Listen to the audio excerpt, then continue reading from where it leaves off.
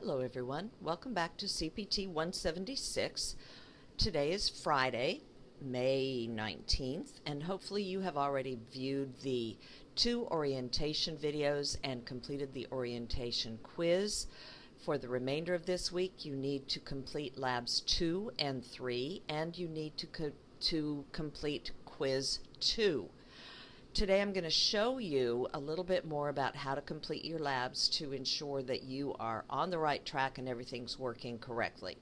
So let's go down here and click to go to the labs. This takes us to the Microsoft Official Academic Course, or MOAC, Labs Online. You see that I have saved my username and password. I would recommend you do that as well. Also, you may want to create a shortcut to this lab so that you don't even necessarily have to go into D2L in order to start your labs. We're going to sign in, and here you see the labs that are available for MOAC 70-411R2. That's actually the CPT 209 course, which is the server course. The one you need for CPT 176 is down here. MOAC 70-697 is the one that will be associated with your work in CPT 176. For Lab 1, it is a paper lab. So look at it, review it a little bit. It's really an introduction to the many tools that will help an administrator support Windows 10 in a network environment. Lab 2 is the first actual lab where you're working on some configuration processes. So we're going to look at Lab 2 and get it started. It's not a very difficult lab. You'll be able to work your way through it fairly quickly. So this recording is going to be a little bit longer than most of the ones that I will make, but I want to walk you all the way through it, including the final process of submitting your lab. So right now it's launching the lab. This lab deals with authentication and authorization. This is the process that you establish by establishing passwords to ensure that any users who access this operating system on this computer are authorized to do so. You definitely want to use passwords in any environment. If you are an administrator, you should have an extremely complex password that is also changed approximately every 30 days. If you are simply a user, the password still needs to be complex, and Microsoft now requires that, but you don't need to change it quite as often. Let's face it, any good hacker can break a password, so what you want to do is change it often enough that that hacker is not going to catch up with you, because it takes a while if you have a complex password. Now, we are looking at a datum, which is the domain that you'll be working in here, at least for the first little while. And in order to actually start the lab, we've got to go up here to Files, click on Files, pull down the lab manual. You'll see that it's downloaded here.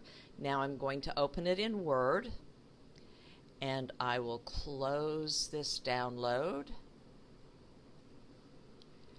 And so here's my lab manual that's going to give me all of the instructions I need in order to be able to start this lab and work my way through it. This lab manual is also the document in which you will submit, or through which you will submit your documentation that you have completed the lab. And I'm going to show you exactly how to do that. So here you see the computers that are required for Lab 2. You have 3 servers. One is a Windows Server Domain Controller, DC1. Then we have 2 client computers, Windows 10, and they are client computers, CL1 and CL4. This only says you need the student worksheet. You don't need to buy the worksheets. You don't need to have the worksheets. You're going to use this lab manual to submit your assignments. So here is the scenario. We're going to create a local and domain user account, manage those passwords, manage PIN and picture passwords, credentials, create and support a home group, and manage account policies. It should take about 110 minutes. I don't think this one's going to take that long, except you may get tired of listening to me yak, so you can always walk away from it, come back, start it up again, move up to where you left off. Just be aware that with these labs, you must complete them in one sitting. If you log out, end your lab and log out, when you log back in again, it will be cleared and you will have to start over. So please be cautious about that. First thing we're going to do is log into CL1 as the ADATM administrator with the password of PA$$W0RD. So, and then we're going to right-click the Start button and choose Computer Management. So I'm going to move this out of the way. Actually, we'll just go in front. So I'm going to log on as administrator. I am on CL1, Client Computer 1, and I can log in with the password of PA$$W0RD and hit enter.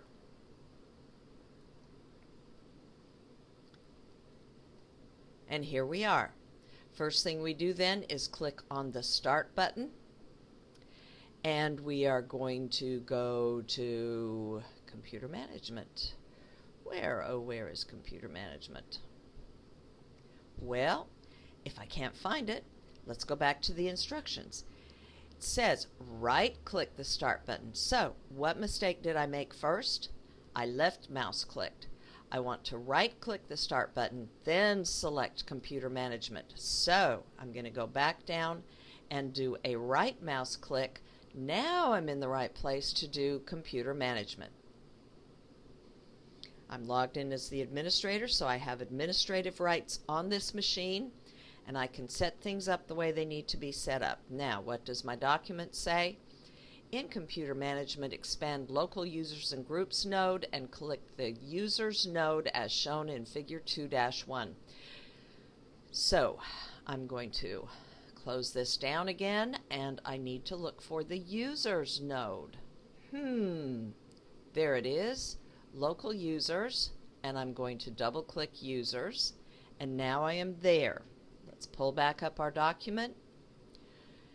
Now I'm going to right click the Users node and choose New User. I'm going to move this document out of the way so I have it open, then I'll move it back when we get ready to do some work on it. So at the Users node, I do a right mouse click and I select New User.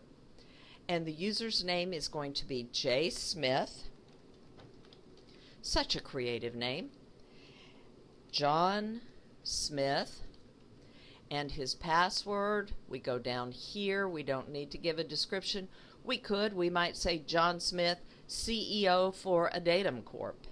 Let's just do that for the heck of it. There we go. So we've got him in place. Now our password is capital P A $W0RD, PA $$W0RD. And we are supposed to confirm and then click the close button. But before we click the close button, click create. So we have now created John Smith, and we're going to close it. And now we see him right here, and see what we have. CEO ADATM Corp is under the description. This is kind of nice to help you out as you're working your way through it. Please be aware, one of the best ways that you can secure your computer if you're doing this for a corporation is to rename the admin account, the administrator account, and get rid of that description. It just makes it a little bit more difficult for a hacker to find the administrative account there. All right, now we go back to our lab. We've clicked close, and we're going to take a screenshot so that we can submit this with our lab. So here with John Smith showing up in the users, I take a screenshot, and I trying to remember, this may mess up my lab. Let's see.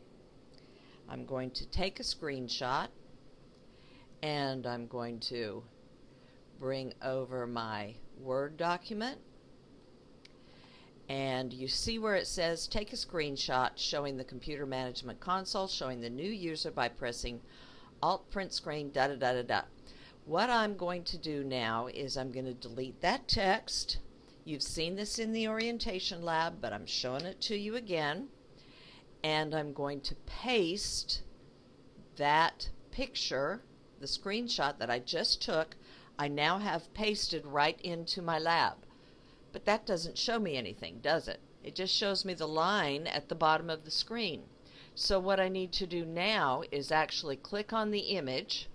You should remember this from your orientation. I'm going up to Picture Tools, and I want to wrap my text top and bottom. Now you see I do have a double screen here, and so I might want to edit this and get rid of the double screen. Quite frankly, I don't care whether you do or you don't. Please enlarge your screen though somewhat so that I can see it when you submit your lab. And so here you are. You have it submitted. You have it in place. It kind of went into the wrong place though, because this is where it should be. So I'm going to move it on down and have it right there, and it's ready to go. Now I'm going to go back to the lab, so I'm going to double click the J. Smith account, and in the J. Smith Properties dialog box, click the Member Of tab. So we go up here, click Member Of, and which group is he a member of? As you can see, he's a member of the Users group. Let's go back to our Word document. That's our question 1. So we want to go right here. We want to turn this text red and say Users.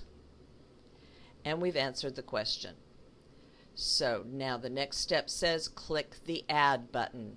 So it appears we're going to add some more roles for John Smith.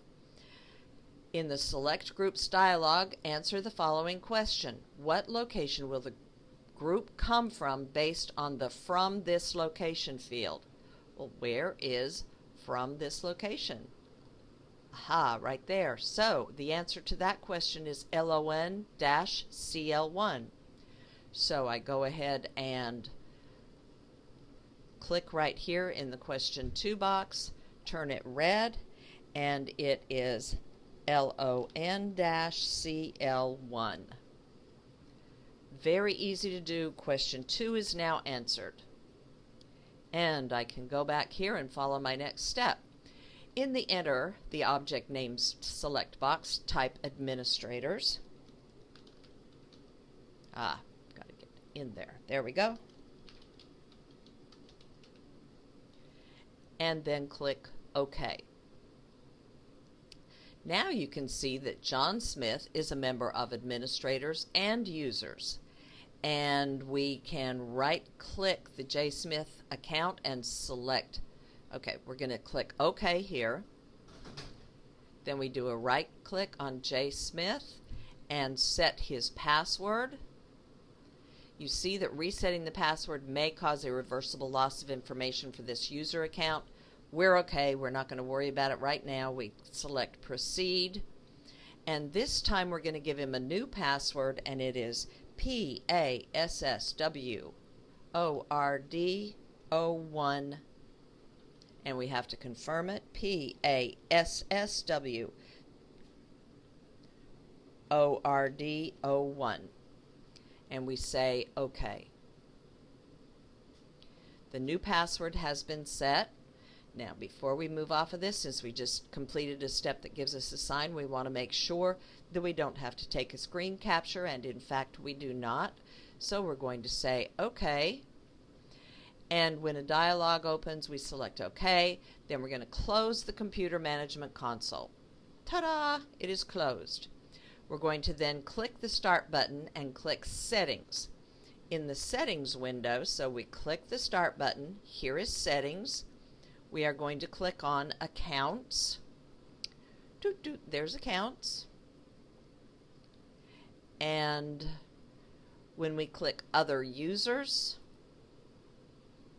we should see John Smith, Administrator Local Account. This means he is not a domain administrator. He is only an administrator on this computer. So we now see that. and we're going to log out of Windows 10. So we go back to the Start button, and under Power, nope, we're not going to do that.